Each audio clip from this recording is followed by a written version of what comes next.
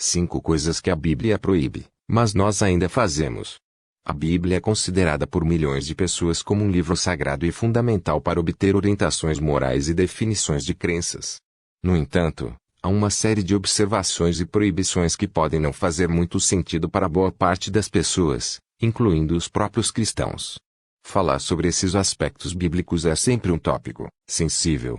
No entanto, nada impede que possamos dar uma olhada em algumas considerações históricas e culturais. Aliás, ao fazer isso fica até mais fácil compreender a razão de ser ou o que estava por trás de várias proibições. Então, vamos lá. 1. Comer carne de porco. Levítico 11:7-8. A proibição bíblica sobre não comer carne de porco tem mais a ver com a cultura judaica. Para eles, os porcos são considerados animais imundos. É por isso que o próprio Jesus e outros apóstolos, que eram judeus, não comiam essa carne. Aliás, isso também é algo praticado pelos muçulmanos. 2. Não buscar por adivinhadores. Levítico 19:31. Cuidado com as revistinhas de horóscopo e as cartas de tarô. Brincadeira. A proibição para não se buscar ajuda de adivinhadores, feiticeiros e leitores de mão, por exemplo, tem 2 razões de ser. A primeira é que isso era associado a espíritos malignos.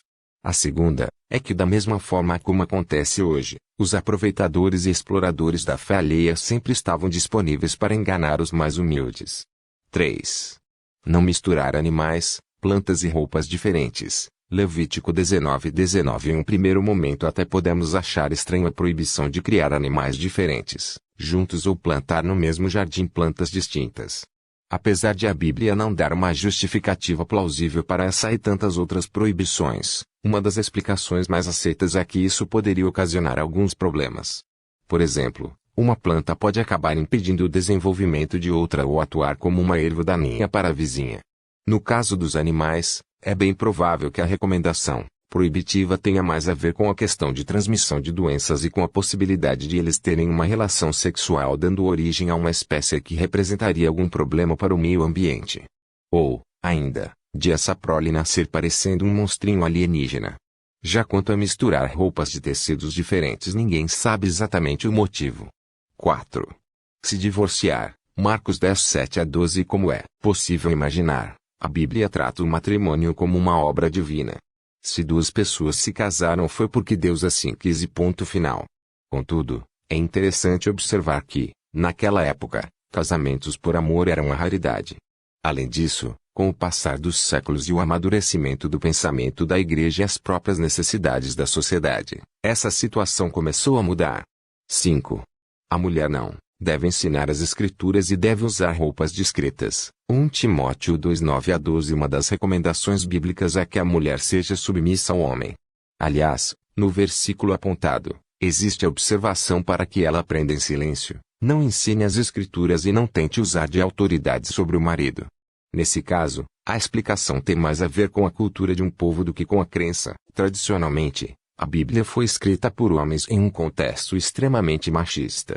Por isso mesmo, são raras as mulheres que se destacaram ou que tiveram relatos detalhados sobre seus feitos na Bíblia, com poucas exceções. Naturalmente, essa ideia de superioridade masculina acabaria sendo refletida nas linhas das Sagradas Escrituras. 6. Viajar sem levar nada, nem sequer uma bolsa. Lucas 10:4. Essa não é bem uma proibição, mas vale a pena dar uma olhada na questão. Quando Jesus recomendou que seus apóstolos viajassem para pregar o Evangelho sem levar nada de valor ou muitos pertences, é bem provável que ele estava pensando na segurança dos seus amigos. Afinal, eram tempos em que as viagens eram feitas a pé ou em grupos pequenos, o que tornava os viajantes alvos fáceis de assaltantes de beira de estrada.